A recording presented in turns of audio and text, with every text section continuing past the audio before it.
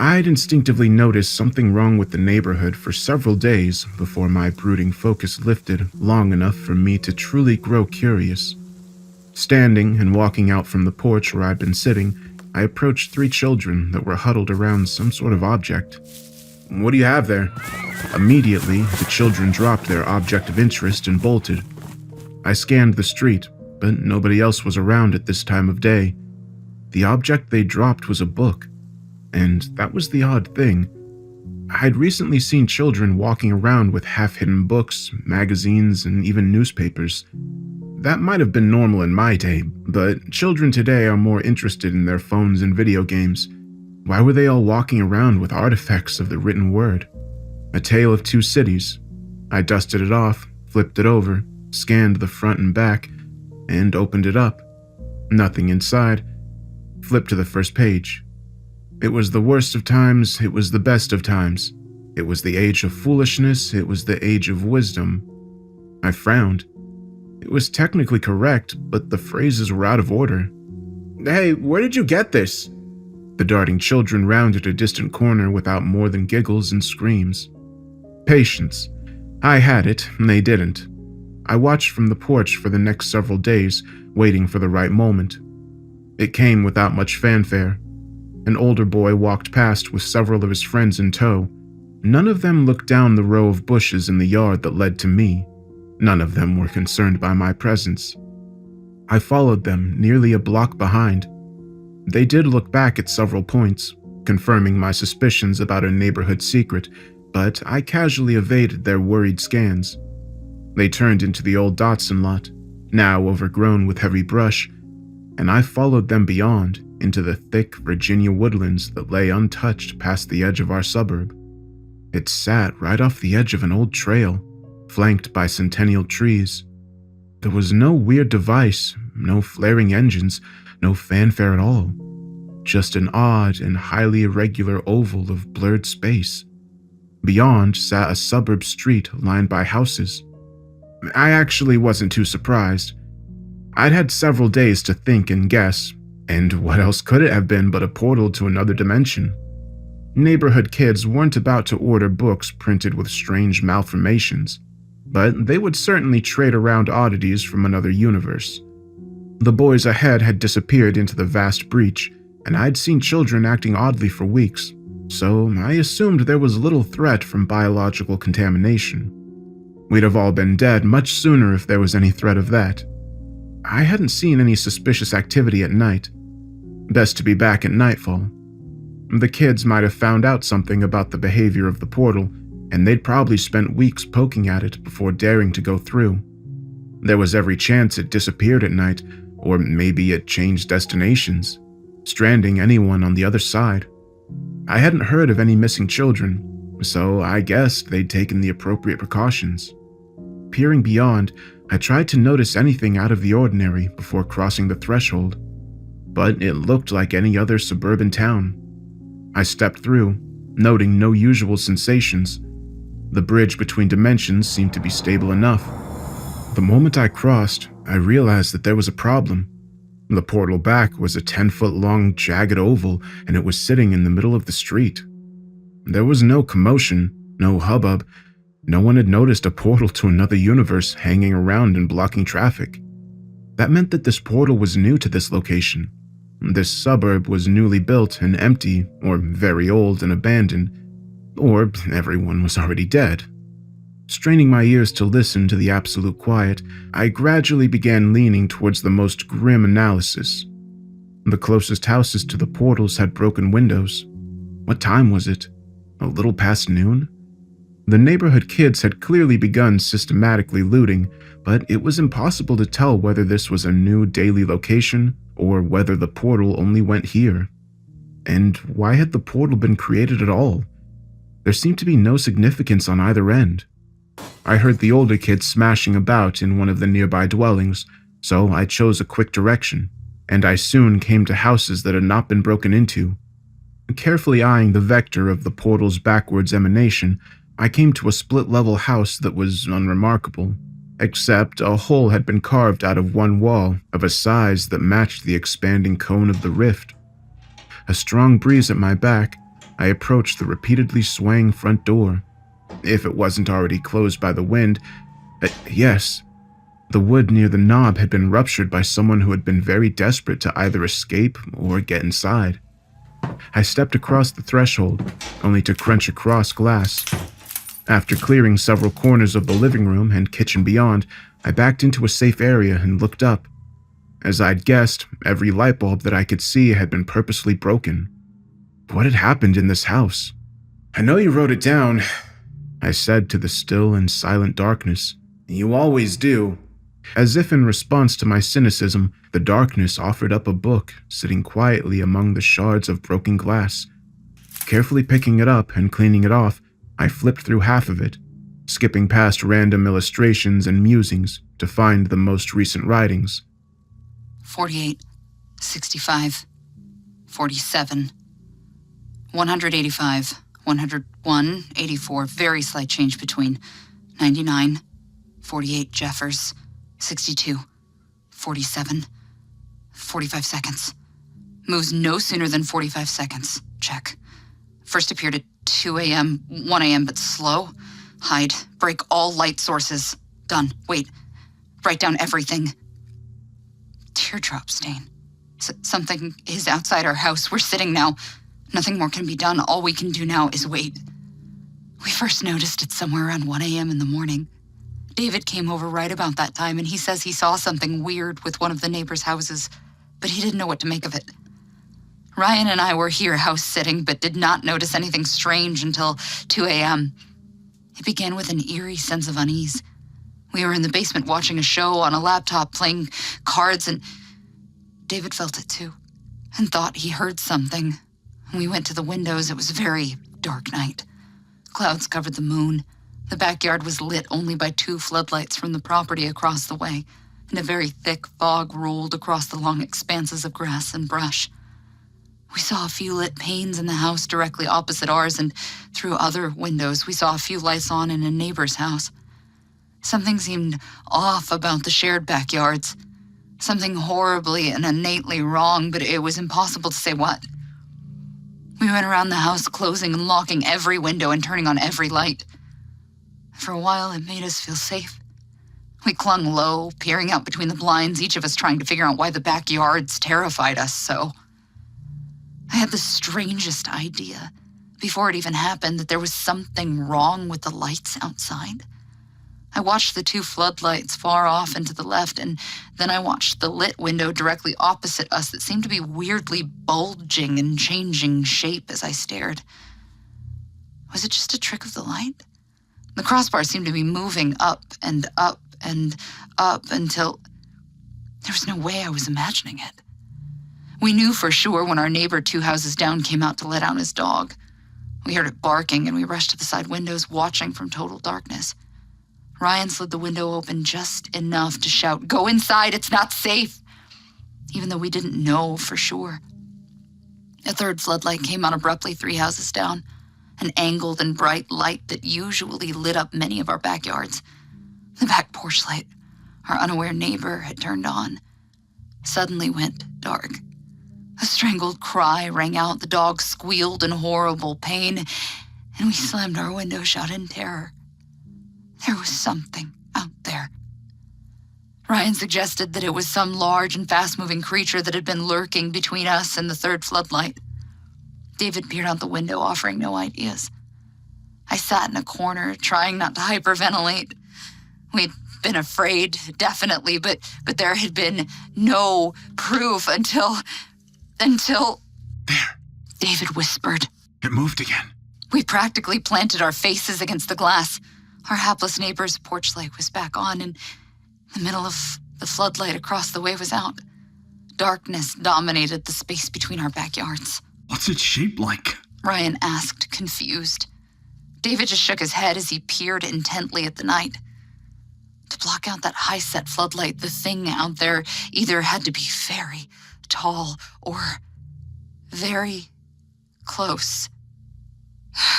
Gasping, I pulled them both down just as the windows began to rattle. We hid in the corner beneath the window, not daring to move until the rattling stopped. Eventually, David peeked. As he did so, screams rang out from the house opposite ours. We peeked too, and we saw the weirdly morphing window had gone dark. All the other lights outside were on at full strength. It's jumping from light to light. David breathed, looking rather sick. We watched intently as his guess proved true. One light came on, another one out, and our neighbors within that light screamed in pain and terror and went silent. "Turn off all the lights," I whispered, my heart pounding. "We have to break all our lights." David stayed at the window and brought out his cell phone to call the police. Ryan and I hurried through the house, smashing light bulbs with shaking hands. "I'm so sorry," Ryan said quietly as we met up in the back kitchen, now cloaked in darkness. "I just wanted to hang out with you, and then..." I touched his arm. "It's crazy, I know, but it's not your fault. There's stories, always stories." I remember our words because screams came from the basement, and we rushed through the house. Pitch black radiated from a rectangle on the floor, darker even than the non-light of the basement at night. I realized our mistake at the same moment that I saw half of David lying in silhouette on the floor. With all our lights broken, the entity had jumped to the glow of his cell phone. An expanding rectangular cone of utter darkness lined the space from the phone on the floor to the ceiling. Ryan and I froze, not daring to move. What was this thing? Could it see? Could it think? Was it aware of us at all? Time wore on, and every muscle in my still body began to burn to its limit. If we made no sound, if we made no movement, would we survive? As I felt myself about to break, light flashed by our windows. "Police! Someone shouted. Is there anybody back there? Identify yourself and step out." A few moments later, the void was gone from our basement and blood-curdling screams echoed outside. A loud gunshot followed. Ryan and I plugged up all the windows with blankets and pillows as best we could, then huddled in the basement. I thought to peer out with just my eye exposed and watched the thing leap from light to light in search of more victims. 45 seconds. It never jumped sooner than 45 seconds since the last. It barely missed Mr. Jeffers, our neighbor, who I can see hiding in the basement next to ours. If it could have jumped sooner and gotten him, it would have. It revels in the play of light and dark outside. That is its strength. It needs light, but without darkness, it has no place to hide. We just have to get to morning, and everything will be all right. The half of David that was outside the cone of blackness is starting to smell. 5 a.m. 6 a.m. Almost sunrise. Come on. Come on. No, it couldn't. I can see the sky lightning, but it couldn't. It couldn't jump to the sun, could it? Oh, God. We're gonna try to get it to jump to a cell phone again, then trap it in the laundry room. No windows, no escape. I'm so sorry. Sorry for what? I would never know. I dropped the journal as the rest of it was blank. Moving further into the house, wary of unwarranted darkness, I quickly descended the steps into the basement. All the high and narrow windows within sat plugged by pillows and blankets, except for one. Half a rotting corpse lay decaying in one corner. Covering my mouth and my nose with my shirt, I moved in further. There it was, a single door, shut with no other means of access. That must have been the laundry room. I opened the door carefully, even though I knew the entity was already gone. A single rotting hand lay within, holding a dead cell phone. Gray cinder blocks formed the walls. A small beam of light filtered through a crack in the foundation. That was how the thing had escaped. You never really had a chance. I took a towel from a dryer and threw it over the remaining hand.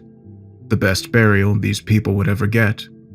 I left the house without another word and proceeded back towards the rift. Had the darkness entity somehow bored through the wall and opened the portal?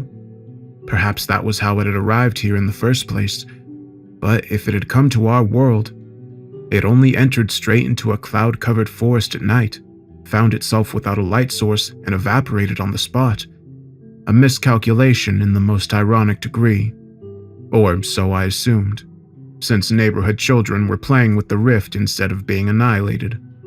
Or perhaps the rift on this side had gone somewhere else at the time. It was impossible to say, at least until tomorrow. I didn't normally entertain such grim thoughts, but I couldn't help but wonder, as I stepped back into my own universe, what it must have been like for the people in this world to look up and see their sun turning black, only to find themselves disintegrating a moment later. Friends, family, neighbors, all screaming in terror and confusion. The rest of the world slowly rotating into a lethal sunrise with nothing but silence to warn them. Curious, I thought I'd dropped this journal back at the house. Shrugging, I tucked it under one arm and began walking home. My thoughts bitter and brooding. Hopefully tomorrow the portal will go somewhere new, and I'll have something to occupy my time.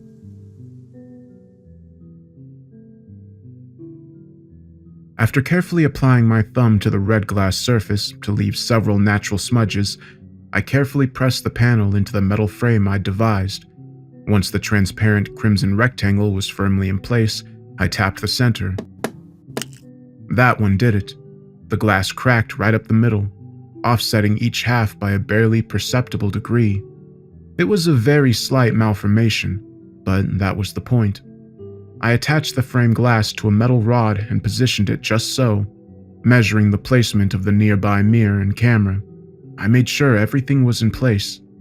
I stepped out of the room and closed the door behind me. The string attached to the door pulled the covering away, revealing my object of study only once I'd left the room.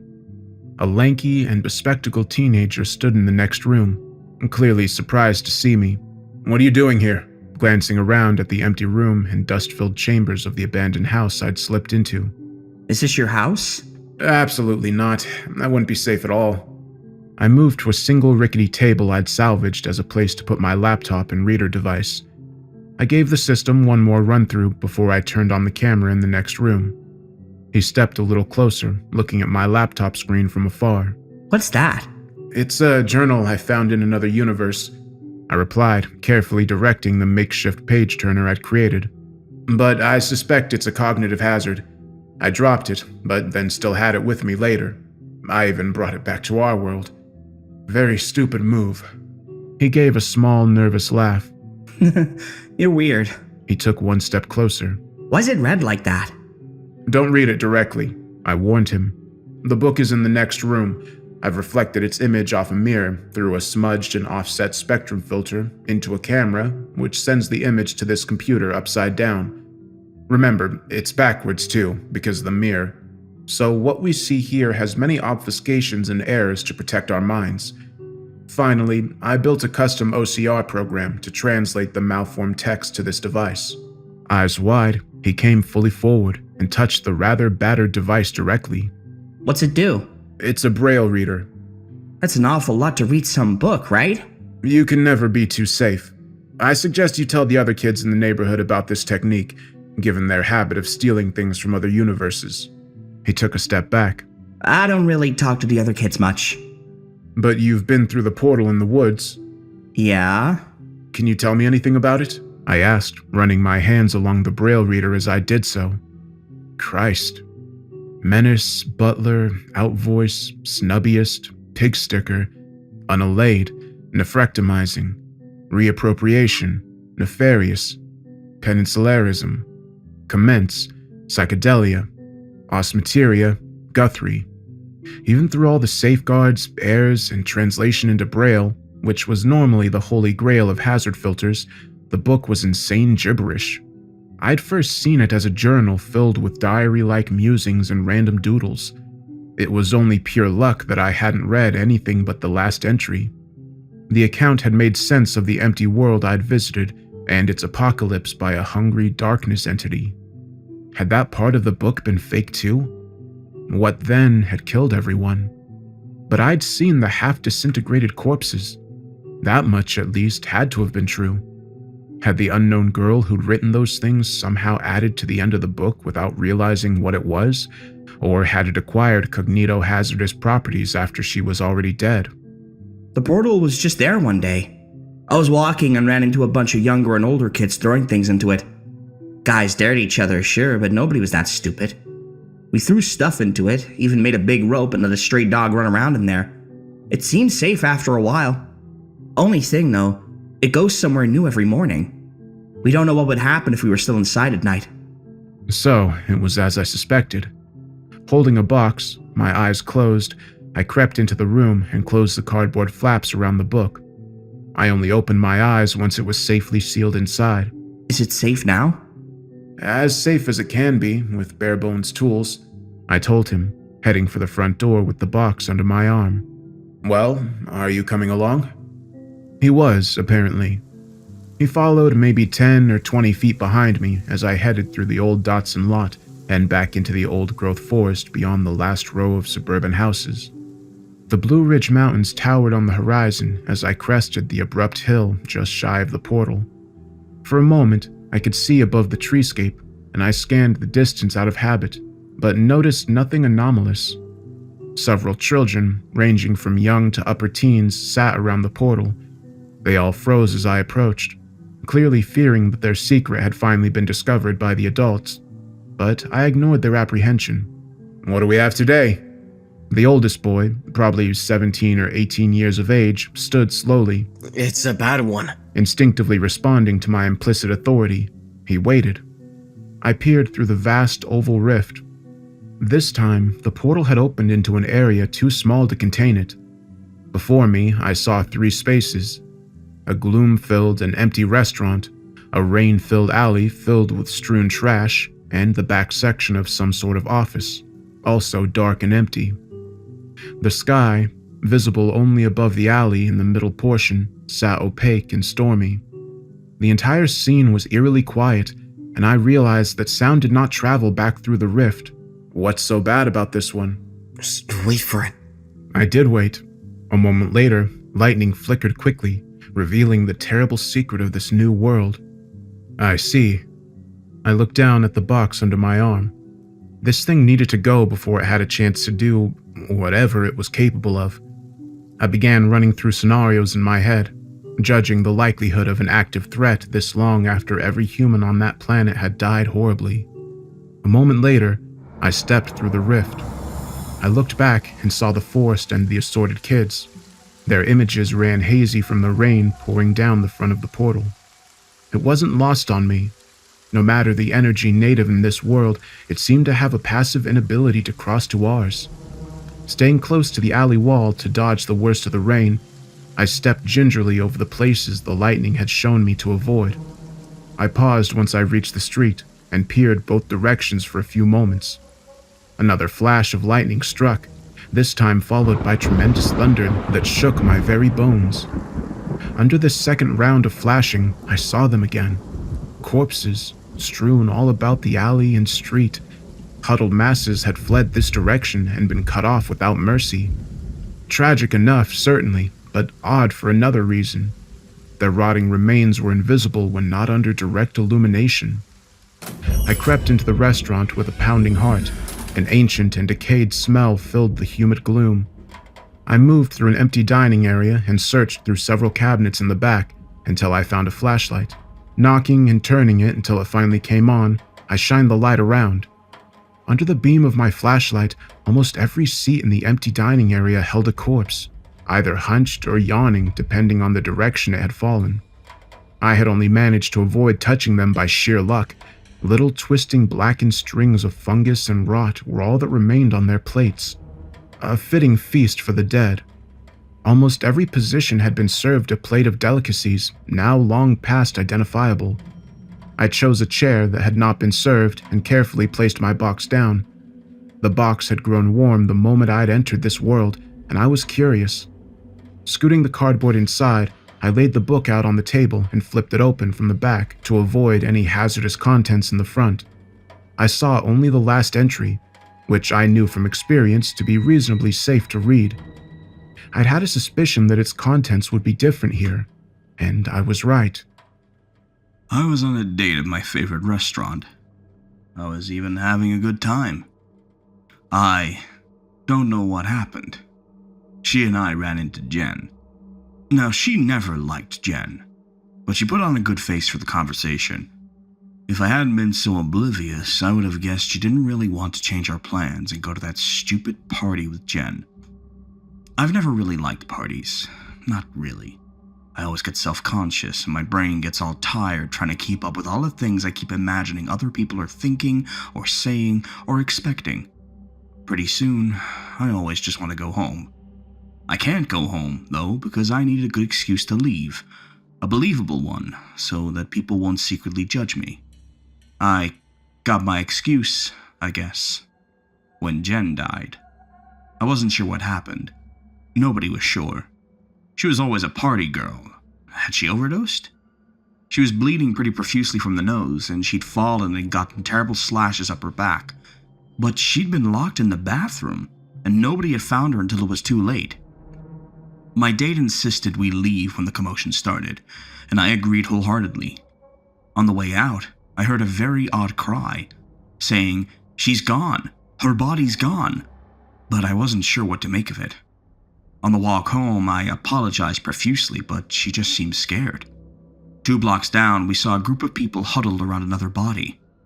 It was then that I felt something chill and sharp move by me, but I turned and saw nothing. I had the inexplicable sense that I was very close to something large and menacing, but the night-darkened streets seemed normal, save for the worried people calling emergency services. Another few blocks down, my date and I stood under a streetlight and waited for the bus. We decided to keep moving when a homeless man on the other side of the road seemed to fall rather roughly. Blood splattered up as if he'd... But it didn't make sense. Why were all these people having terrible accidents? Just after we kept walking, I looked back and, for a split second, I thought I saw something moving towards us. It was a mere blink against the streetlight we just abandoned, and it was gone almost immediately. But I quietly insisted we walk a little faster. 4 police cars surged past us, lights of fire and sirens blazing. In the rotating red and blue, I thought I could make out a weird blur behind us on the sidewalk, but my eyes just couldn't make sense of it. I looked up from the book. The boy I'd talked to earlier had followed me. "You shouldn't be here," You're here. he replied, standing by the door and peering out into the storm. I shrugged. As long as he didn't come further in, he wouldn't risk running into the rotting bodies dotting the restaurant. How far behind me had he been? Did he know about them? I looked down to find that the story had skipped part of the narrative. There was a small gap where I'd stopped reading and no text in between. Odd. But then again, this wasn't just a book, and these weren't just written words. She slammed the door behind us just as something bashed angrily on the other side. What the hell is going on? She screamed. I helped her force it shut, and I locked it with a relieved sigh. I have no idea, but we can hole up here until the police do something.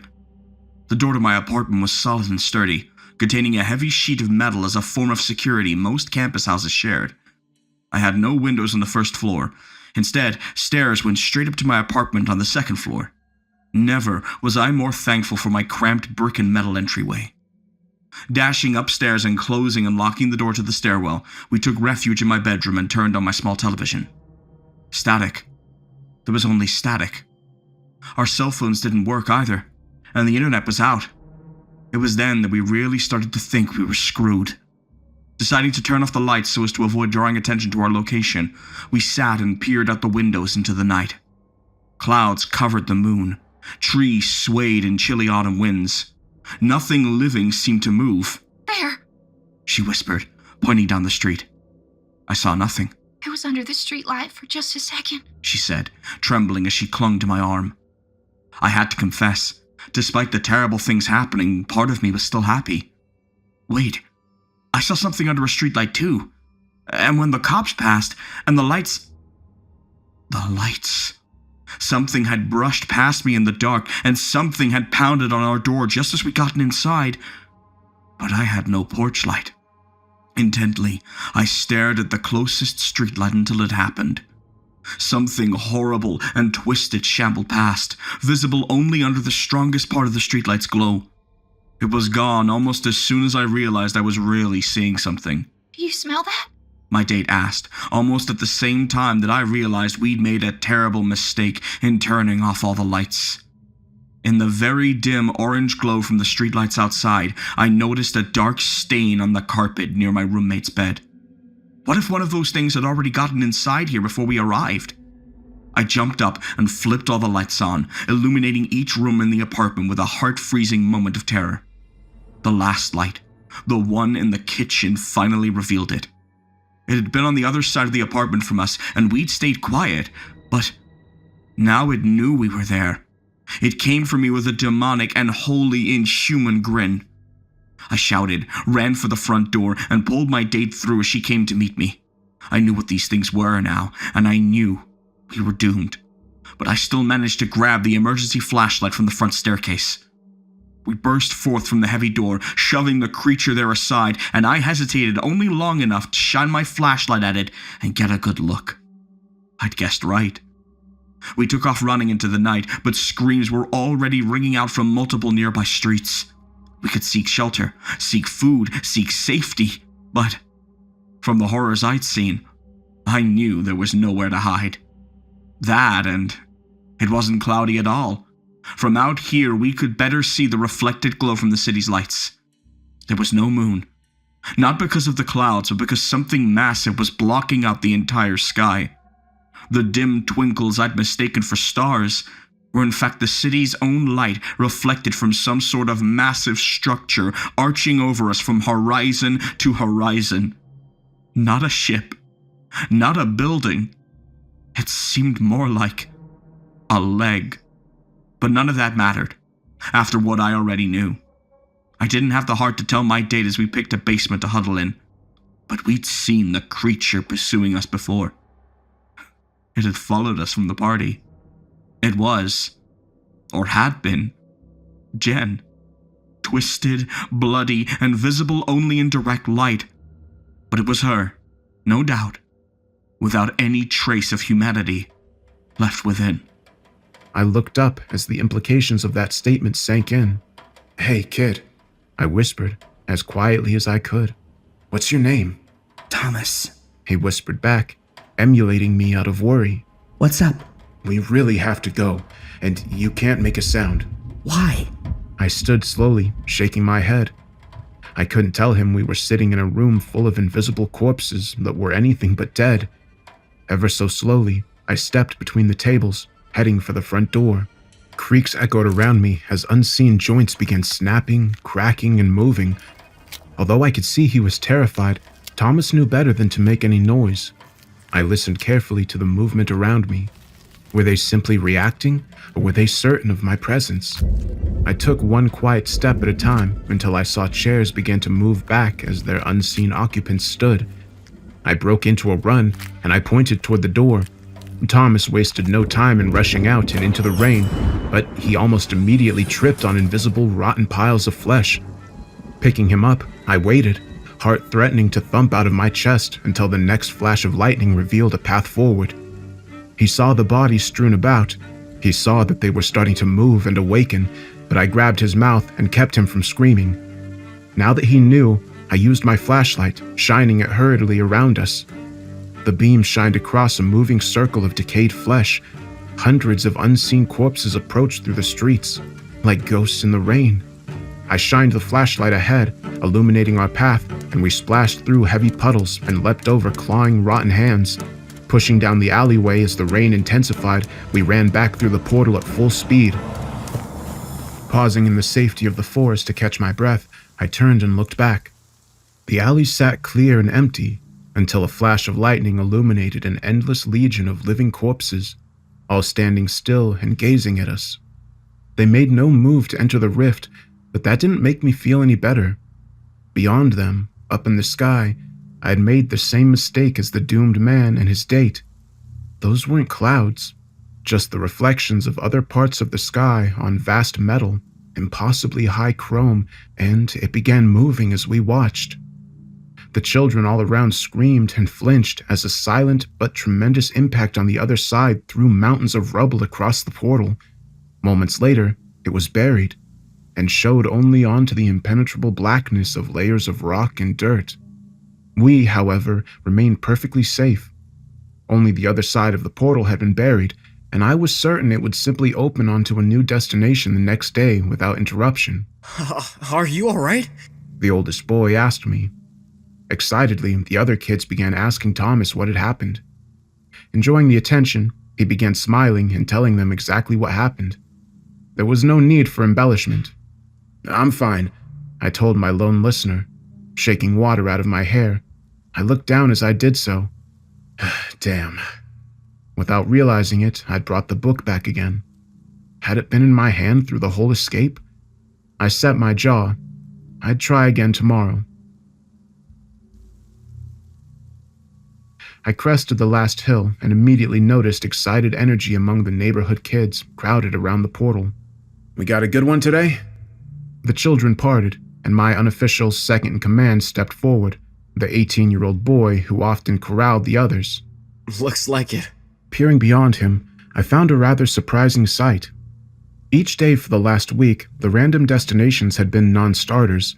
One world had been completely on fire, from the closest flaming ground to the distant smoldering mountains, and there'd been no sign of abatement. We spent another day staring in horror across a vast ocean of what seemed to be thick blood.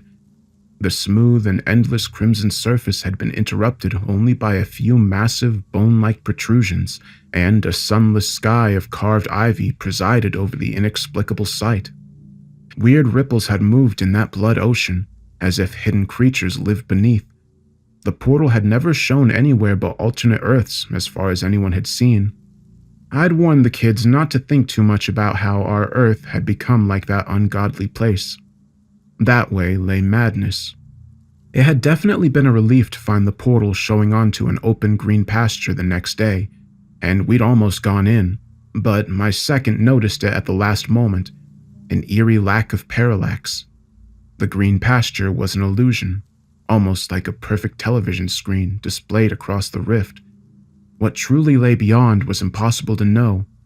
Such a deception hinted at far worse intentions through that particular portal than most worlds. Most worlds didn't seem to know or care about us. Every Earth we'd glimpsed in the last week had been an anathema to human life in some way or another. Every world had been dead or dying. I'd figured that this was all somehow related to the otherworldly book I was trying to get rid of, and its inexplicable penchant for detailing the final stories of the doomed, but I couldn't be sure. I didn't know if it controlled the portal or whether it was merely connected to it somehow, but the children reported that the destinations were definitely getting worse. The first few weeks they observed, there'd been nothing but pleasant forests, open plains, and innocuous oceans, but today's sight changed our dataset. Today, the portal opened on a busy street in a city that looked much like New York. We watched people drive past in recognizable cars and trucks. Many passerby were on foot, hurrying with very human impatience. It didn't occur to me until I had already stepped through. Nobody on the other side had given the portal any heed. Suddenly, surrounded by the hustle, movement, and engine rhythms of a busy city street, I turned and looked back. Yep, there it sat. A 10-foot wide jagged oval in space showing a forested path and a crowd of children watching from the other side. None of the suited busybodies on the sidewalk gave even the slightest glance at the portal, or me for that matter. They bumped against me and brushed past in an ongoing series of collisions. None so much as flinched, none apologized. They weren't completely unaware of me, they just didn't care. Given that we'd not yet seen a world where any human being was still alive, I had the distinct concern that these people were nothing more than marionettes. If they were dead, if they were just emulating life, then that meant, in the middle of a busy, big city street, I was actually completely alone. I'd seen many things in my life, and almost nothing truly got to me anymore. But I'd never been able to handle zombies. Something about that kind of soulless fate just struck me as existentially horrifying in a basic and gripping way. Forget this. Placing the book on the sidewalk, I darted back through the portal. The kids asked me what had happened, what was wrong. I looked down. The book was in my hand. Damn it. I watched their expressions. Did I put this down on the sidewalk? No, one said. So the book doesn't teleport back to my possession. I realized aloud. It's a mental diversion. A trick of perception and memory. Steeling myself, I went back into the portal a second time and shoved the book into a large purse of a passing businesswoman. I pressed myself up against the wall of a building, waited a few seconds, and then closed my eyes. I took a deep breath, analyzed my own thoughts, and then looked down. Yep, the book was still in my hand. The damn thing was intent on preventing any simple method of getting rid of it. I studied the passing, oblivious people, and I soon began walking along with the flow. Could there be some device, creature, or power here that might help? Experience told me that when facing a threat beyond human capability, the best bet was to find an even worse threat and pit them against one another. Between the balance of two terrors sat a sliver of hope. It was the same principle as the nuclear standoff between superpowers during the Cold War. The future of the human race had been predicated on the careful opposition of conflicting Armageddons far more often than most people would care to know. A haggard female voice interrupted my growing panic. Don't move! I'd long ago learned to instantly follow any desperately shouted warnings. Freezing in place, I waited as the shouter continued making noise and approaching me from behind.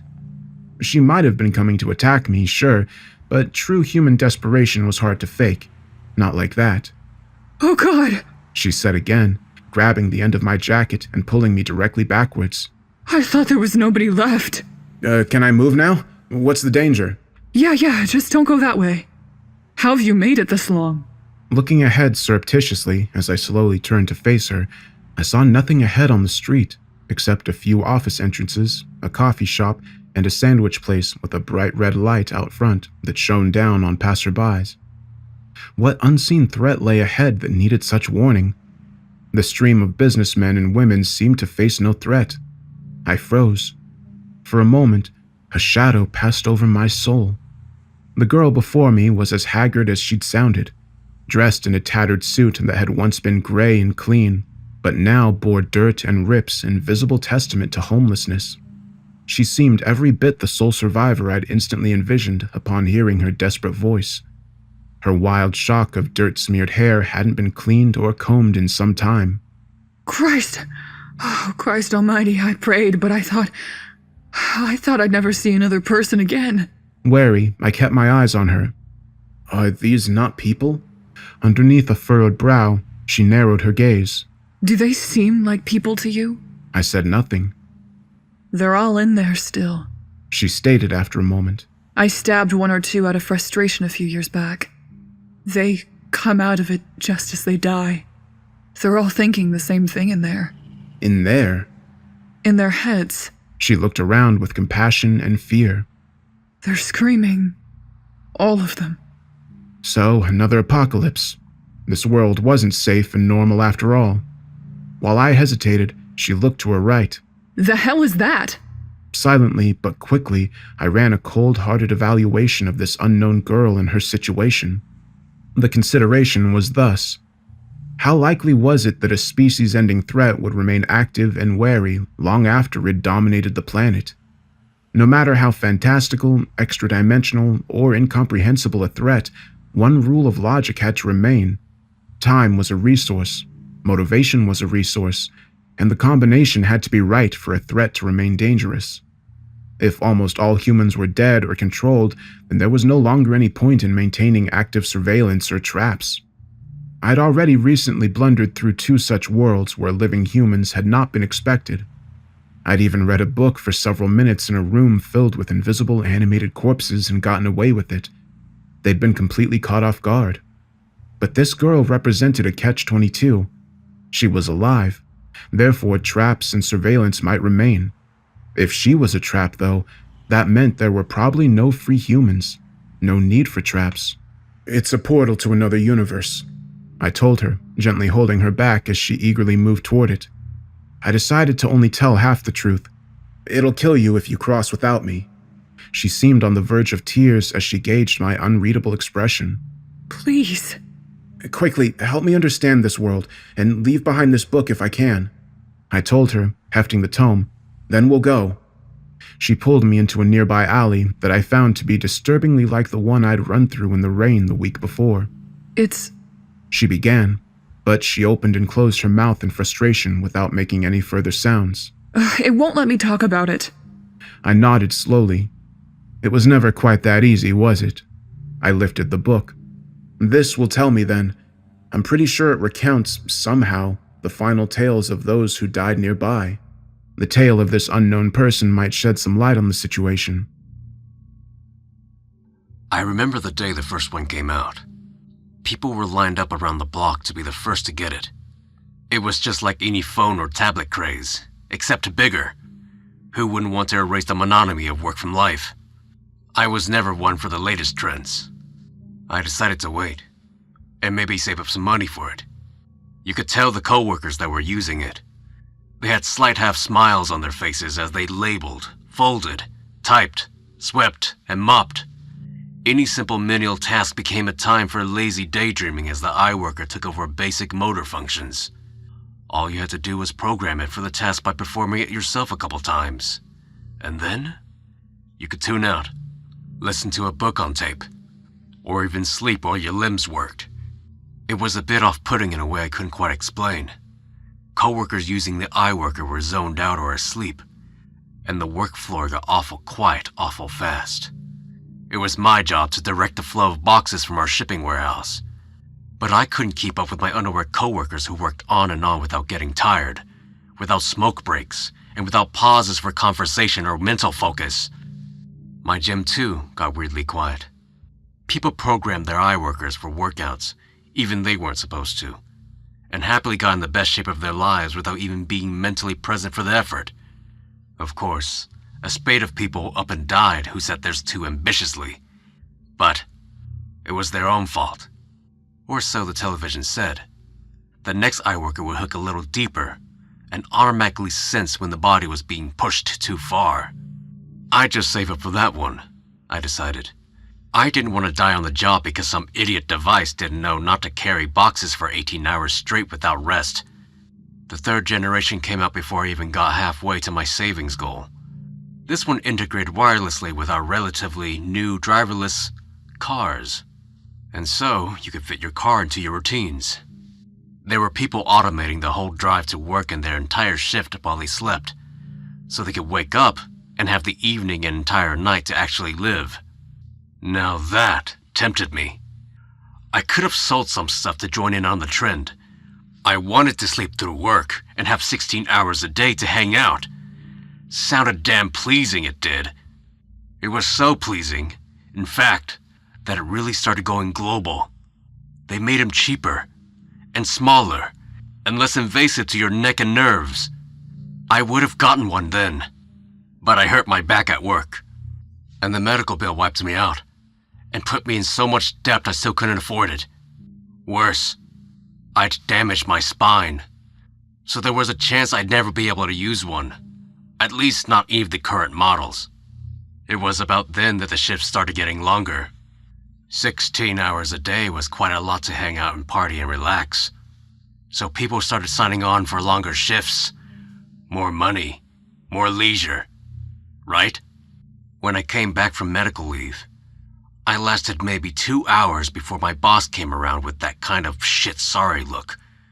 I knew immediately. Everyone else in the warehouse was eye-working, moving around all silently with half smiles on their faces, and they were all working 16-hour shifts. Here I was with a hurt back, moving slowly, working inefficiently, and I wanted the same pay as these diligent types. I told him he could screw right off, even though I regretted my rudeness instantly. Still, I was out of a job, and I would soon have nowhere to go. I spent the next few months at a shelter, along with many other injured types in my situation. The divide between those who could work and those who couldn't was huge. We were useless for modern jobs anymore. Those daydreaming types could work almost all day long without a word of complaint, and for lower and lower wages. What did you need money for when you were working almost all day long? What did you care what you got paid when you weren't even mentally present for the work? You just woke up for a few hours each night once you got home, watched a few TV shows, then clicked out again. Repeat. I'd been homeless for maybe a year when we heard the news. They'd invented an eye worker that anybody could use, regardless of injury. A lot of us saw that as a salvation come to town. But then, I hated the whole concept. Passion. That was me. Passion. I was the one standing on the corner shouting at sleepwalkers about their idiocies, and inadequacies, and iniquities. Nobody heard. Well, their ears heard, but there was nobody at the wheel. Funny thing though, this new model, it worked through the eyes. It was just light. You'd walk by one of those nodes on the street, or in a hallway, or at home, and it would program you the way you wanted. Visually stimulated neurons, or some such science bullshit. Well, there's the